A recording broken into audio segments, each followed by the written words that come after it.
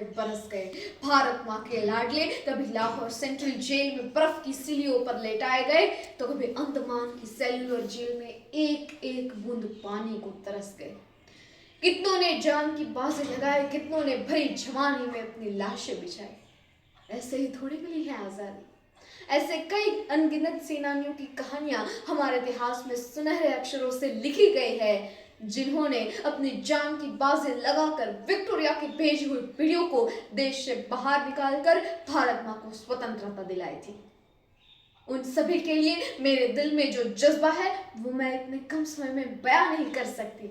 लेकिन आज किसी एक प्यारे स्वातंत्र सेनानी के बारे में अगर कहना हो तो मैं वीर भगत सिंह को चुनूंगी, क्योंकि उनके पीछे कई कारण हैं। वीर भगत सिंह जो पिता के घमंड थे, माता विद्यावती देवी की आंखों का तारा थे, जिसे चंद्रशेखर आजाद छोटे भाई की तरह प्यार करते थे, और सुखदेव और राजगुरु जिसे दोस्त नहीं बल्कि अपने ही जिस्म का एक हिस्सा मानते थे, और मैं जिन्हें अपना आदर्श मानती हूँ।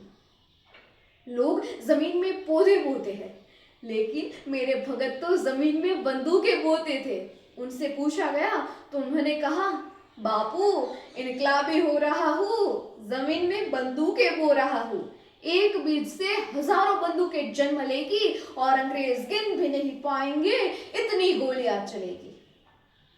सॉन्डर्स की हत्या के बाद भगत को समझ में आया कि ये लड़ाई बारूद और हथियारों से नहीं बल्कि विचारों से जीतने की जरूरत होगी।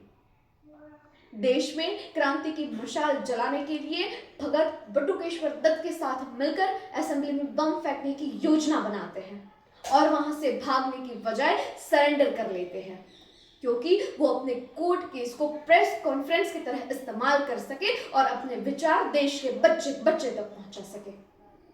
500 किताबों का ज्ञान रखने वाले भगत सिंह के तर्कों के आगे अंग्रेज सरकार टिक नहीं पाई। भगत ने जेल के अंदर 116 दिन तक भूख हड़ताल की। उनकी भूख हड़ताल को तोड़ने के लिए अंग्रेज सरकार ने सब जतन कर डाले, पर क्या ही उनकी दीवानगी थी देश के लिए। अन्न का एक टुकड़ा भी अपने पेट के अंदर जाने नहीं दिया। अंग्रेज जिसके जुर्म से वो नहीं डरा, उसे मौत से डराने की तैयारियां करने लगी। और वह काला दिन आया जिस दिन मां के तीनों सपूतों को फांसी की सजा सुनाई गई। पूरा देश मातम में डूब गया और फांसी की तारीख तय हुई 24 मार्च 1931। पूरा देश यही चाहता था कि भगत को फांसी न मिले, और भगत भी चाहते थे कि उनको फांसी न हो। इसलिए उन्होंने अंग्रेजों से कहा कि मेरे फांसी का फैसला बदल दिया जाए। फांसी अपराधियों को दी जाती है और मैं अपराधी नहीं, एक क्रांतिकारी हूं, मां भारती का सिपाही हूं। मुझे भरे चौराहे पर गोली से मार दिया जाए। ये युद्ध का विधान है कि गोली से मरने में ही एक वीर की शान है। लेकिन वो बेगैरत अंग्रेज सरकार एक देशभक्त की इतनी सी आरज़ू भी पूरी नहीं कर पाई, भेज दिया फांसी के फंदे तक। लेकिन भगत को तो वीर गति चाहिए थी। सोचा, खैर कोई बात नहीं, गोली से ना सही, फांसी से ही सही। लेकिन मुकम्मल दिन से 12 घंटे पहले उसे फांसी देने का फैसला किया गया।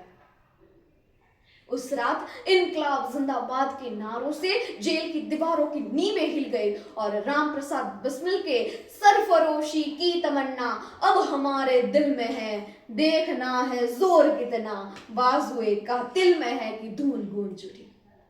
भगत फांसी का फंदा ऐसे दीवानगी से चूम रहे थे मानो मेहंदी से सजे अपनी दुल्हन के हाथ चूम रहे हो, और कहा, ए दुल्हन मैं राख बन सतलज नदी में बह गया, पूछ मत तेरी जुदाई दिल पे कैसे सह गया।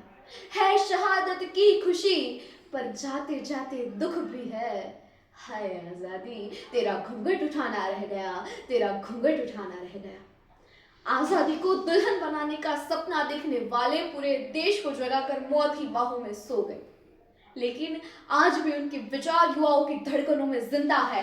आज ये पूरा देश सर झुकाकर शहीद आजम वीर भगत सिंह को शत शत वंदन करता है और कहता है, इनकलाब जिंदाबाद।